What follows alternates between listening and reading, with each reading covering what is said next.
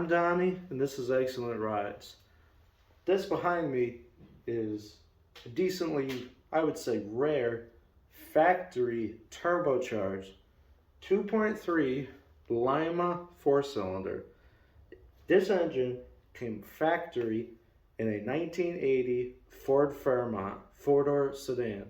Light blue, blue interior, automatic transmission, which all those cars had automatics, which, I mean, it's not the end of the world, but that's just how they were. And today's video is going to be about the exact car that me and my father had in our possession up until about, I'd say, 4 or 5 years ago. Let's see, it's 2024 now, so I believe the car, yeah, so I think it was October 2018 the car got completely dismantled, in essence. Not that we wanted to, but I mean, we bought the car totaled out of Massachusetts from a guy named Tim. I'm not going to give his last name, but the guy's name is Tim. Awesome guy, has all kinds of Fords, big Fairmont guy like myself, and it just hurt him to see the car the way it was, and so he put it up for sale. We bought it. Just the short story version of it, but the real story with that car, which it has a decently interesting history. That car was originally, you hear the term California car a lot. This car has the actual documentation proving that it was originally a California car. I've never seen a car that was 40 years old that was so clean. And the other fact of, well, somewhere over there in my father's toolbox, I believe, is the title for the car, which I'll get back to that a little bit later. To give a little bit of a background with these turbocharged 4-cylinders, this is pretty much how they started for Ford. Was they had a 2-barrel carburetor on it and the turbocharger, and they're in essence the same way set up as basically every other turbocharged setup, other than the fact of instead of excuse me, instead of the turbocharger being connected to the exhaust, it's actually connected to the intake manifold. Now, it sounds really confusing, but the easy way to explain it is it's still set up the same way, it's just reverse engineered, where instead of the turbo being bolted to the exhaust, it's bolted to the intake, and it has actually a crossover tube that feeds into the turbo, and the turbo just puts it straight through into the intake. It's weird. It was the early days of turbocharging technology. I mean, it's not even intercooled, if that says anything. And as I had mentioned, it's not set up like a traditional turbo setup. So that is the exhaust manifold. There'd be a tube that actually comes down here. It actually went under the transmission and fed into the turbo, and then right here is the turbo outlet, which there's rust, which then went out for the exhaust pipe. It's really weird, but hey, it worked. It just wasn't as efficient. So 1978, Ford Fairmont comes around. Fairmont and the Zephyr, the first two vehicles of the Fox body platform. They started it. A lot of people don't remember it, but 79 comes around. The Mustang, the new Mustang comes out. Mustang 2 is no longer new anymore. Now it's the Fox body platform Mustang. In 79, the Mustang, I want to say for the Indianapolis 500 or one of the races, it was chosen as the pace car, and they made a bunch of them with the paint scheme. It was like a, I want to say like a gray, brownish gray with graphics on it. You get 2 engine options in them, as far as I know. I've only ever seen one of these 2 engine options. Most of the ones I've seen had the 5-liter 302 V8, and then some of them had that turbocharged 2.3 4-cylinder. As far as I know, The only other cars that came with this version of the turbo four-cylinder were the Mercury Capri RS, which was the Fox Mustang with a different grille, I believe fenders, hood, hatch, and taillights. The hatch was more like a bubble. And besides that, it was the Ford Fairmont Turbo, which that came in 1980. One of the things with the Fairmont Turbo, which is really what I'm focusing on today, is that you can only get it in 3 versions, and that was the 4-door sedan, the 2-door hardtop, or the Futura Coupe. You could not get the Futura, hadn't gotten to be to where you could get it for the sedan or normal 2-door hardtop, which only difference is really just the normal had single headlights and turn signals, whereas in the Futura had dual headlights and dual turn signals, I guess. But it was only available in those 3 versions. You couldn't get it with a manual. I've been told about 1,200 of them were made. They were only 1980 only. And there was just not a whole lot of them made. And you would think, oh, turbocharged 4-cylinder was made for power, which not really. I mean, it says, I believe it's anywhere from 120 to like 140 horsepower these made, which might not seem like a whole lot, but this is 1980. A 302 and a Mustang made, I think, 155. So, I mean, that was pretty good, even at 120 horsepower, because that's half, damn near half the weight. Probably close to half the weight of a 302.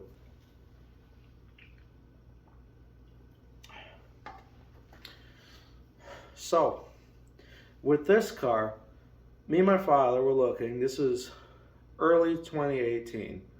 So, it's 2024 now. This was about 6 years ago.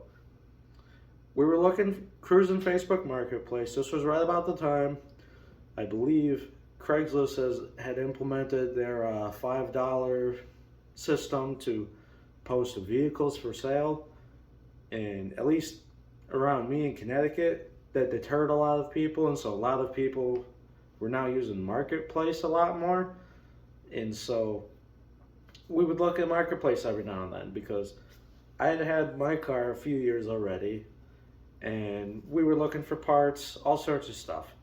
We weren't planning on using the original 4-cylinder that was in my car. I had ideas thrown around, and then magically one day, I believe my dad came across the ad on Marketplace where it was for a wrecked factory turbocharged Fairmont up in Massachusetts. And we messaged the guy back and forth. His name's Tim.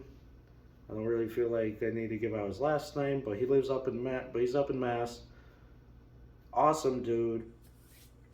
We go there, set up a date, meet up with him, talk to him, and one of the funniest things was that he says to us, you guys are the first 2 that actually messaged me with that didn't just say, oh, Ford never made that, that never existed, that's something you made. Which I said to him, whoever says that is dumb for a few reasons. And I'm about to show you those reasons.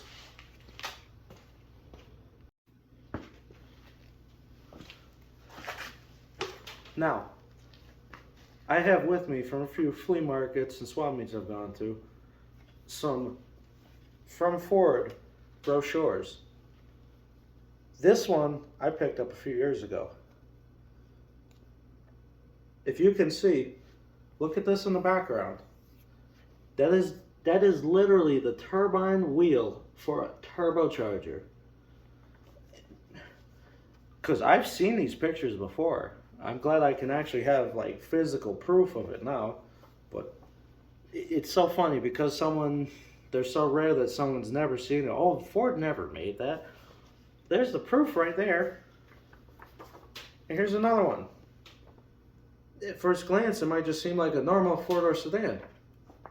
But that little bulge on the hood, those were only available on the turbo cars. This is a factory turbocharged Ford Fairmont. And on top of that, Let me see. I think it's in this one. Where is it? This one is specifically for the Futura, but it shows off the turbine wheel again. Where is it? There it is. No, I'm gonna do my best to not ruin this. Right there, if I can, I'll zoom in right here where my thumb is. That shows you basically how the turbo works for the 4-cylinder. They literally offer this from the factory, but people will still say, "Oh, that never existed," and it's because they're just that rare. I mean, they're not multi-million-dollar cars, but I would say they're worth a little bit more probably than an average run-of-the-mill brown on brown 4-door sedan 6-cylinder automatic grandma special. But yeah, he said that, and I couldn't stop laughing because people are just that ignorant. And I even said that to him. Well, I know Ford made these because I've seen the pictures of them. I've got 2 pieces of irrefutable evidence, because these are both turbocharged Fairmonts, both of them. So we put about half the money down on the car. Say, hey, can we come back up in a few weeks? Sure, no problem. I sadly wasn't able to be there for getting the car because at the time I believe I was still in Boy Scouts. I grew up in Scouts, and I was about to be 18. I was on my way out and pick up the car. The car still ran and drove. It just got clobbered in the nose,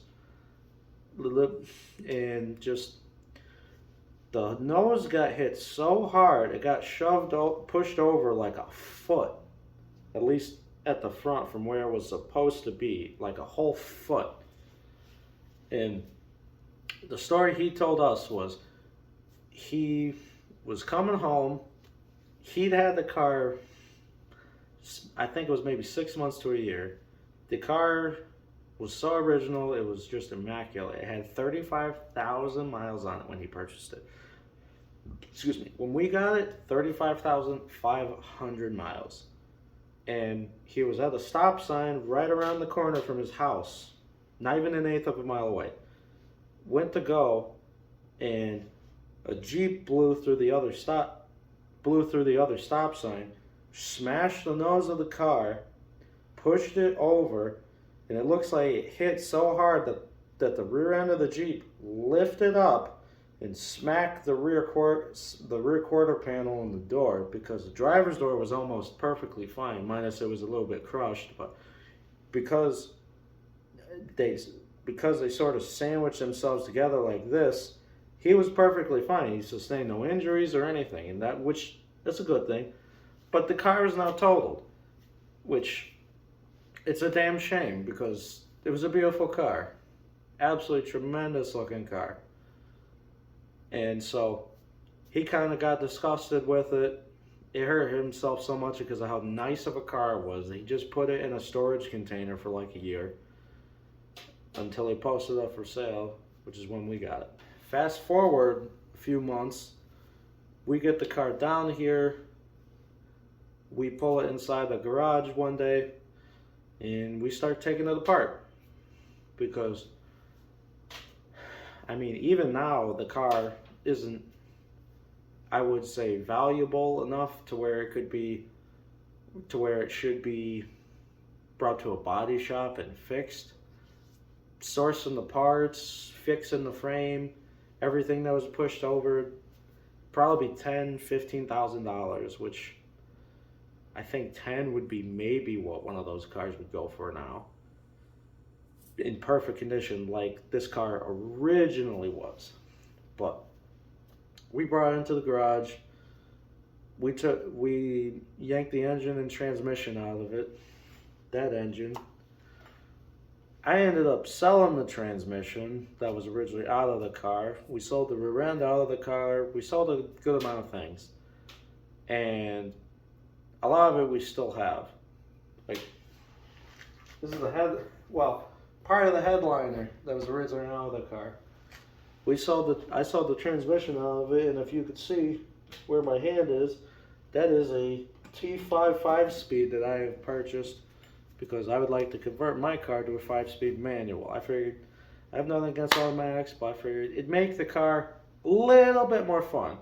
Plus, it helped me get to know manual a little bit more.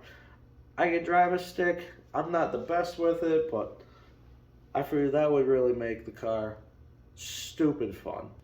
Take everything off of it that we think realistically that we know that either I would need or wouldn't need, and just start gutting the car, which, trust me, it hurts me still to this day that we cut this car out. But I mean, to be fair, it was totaled already. We bought it 4 parts, and a lot of the parts that we sold off of it had more than paid for the whole thing. So this engine just makes sense. A lot of people have told me with my Futura, oh, just stick a VA in it, or the ungodly thing of LS swapping it, which will never happen. No Chevy part will ever touch my car.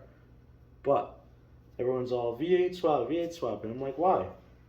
This is a perfectly good engine, given it is a 4-cylinder, which ain't nothing wrong with it.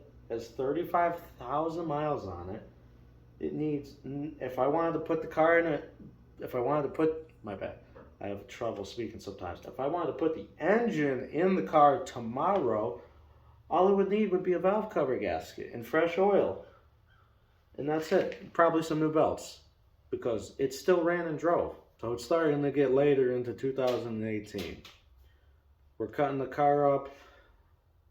We cut the shock towers off of it. Ended up selling those to someone that needed shock towers for their car, because mine, even with my car being outside its whole life, the shock towers are still pretty damn good in mine, which blows my mind because everyone talks about how badly the Fox shock towers rust out, which I'm glad mine are not. But we end up cutting the car up, cut the roof off of it, we get the quarters, we keep the floor section for the most part in one piece, still have it, and because we're not going to be even cutting sections out of it for my car, that will be going up for sale if anyone watching this would need it. I'm out of Connecticut in the New England area. I'm not even sure on a price right now, but cut the car up, saving the quarter panels off of it for my car. We end up taking the passenger side fender, saving that too, to sort of work the wheel well out for the passenger side, because, or no, for the driver's side quarter panel, because it kind of got a little bit messed up on the sedan. So one day we're just working around the garage, doing stuff with the car. My father decides to look at the paperwork, the original title for the car, and I think I might have been outside. It was a decently warm day. And I just hear, huh, that's weird. I come inside. I said, what, Dad? He says, this car was originally from Paradise, California. I say, what's so special about that? He says, this car would have ended up being burnt to a crisp if it was still there. Because at this time, there had recently been the fire. I don't remember if it was man-made or wildfires that were just out of control in Paradise, California. And that really kind of hit me really hard. And it felt kind of morbid that it's almost like, it felt almost like intended that this car was going to meet its fate. And just, it's still crazy to me to this day. If this car had stayed in California with the same people, it more than likely would have burned to a crisp. Never would have existed. This engine wouldn't be behind me right now. I wouldn't even know what engine I would have for that car. I have no idea, and it's kind of weird.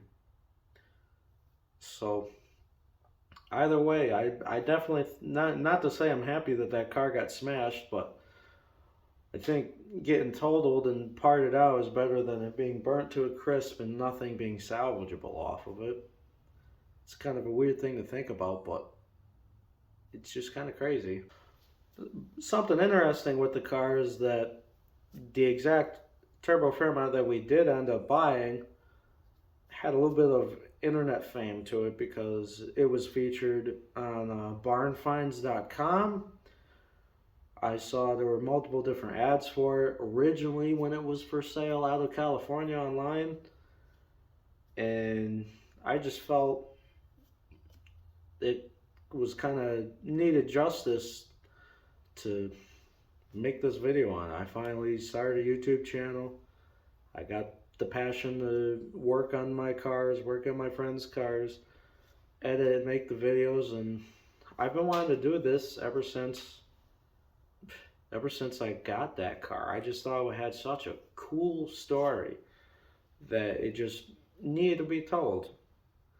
And sort of felt like there were some people that might wonder out there that might have seen that barnfinds.com ad of, gee, what happened to that car? Well, it's been cut up into a lot of pieces, sad to say, but I can validate a lot of its pieces have gone on to other cars, not just mine, given I still have a decent amount of parts, but I'm not posting a lot of those up for sale until after my car is done and I know exactly all of what I do and do not need.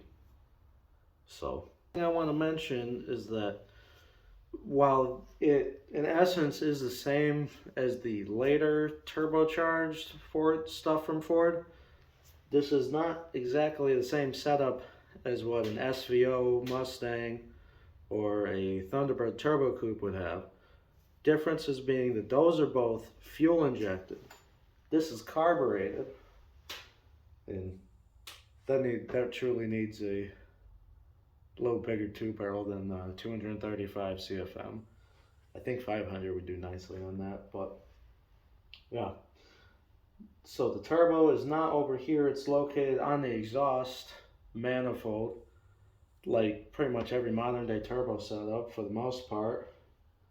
And well, it's fuel injected, pretty much.